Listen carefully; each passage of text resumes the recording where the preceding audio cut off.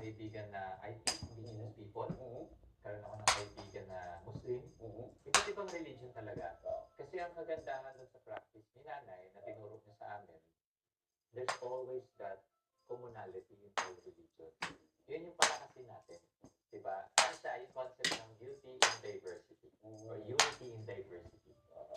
So there's always that common goal. Ano yung common goal natin as human beings? Serving a creator, kahit na ano pang pangalan ng creator para sa yun. So mas grounded kami in spirituality more than religion. Dati galit sa akin tatay ko kasi mas gusto ko nagsisimba ng walang tao. Mas nararamdaman ko si presence ni God sa silence.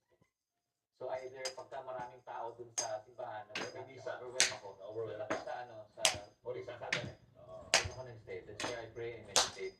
Tapos na-try ko rin sa mga Christian churches. First time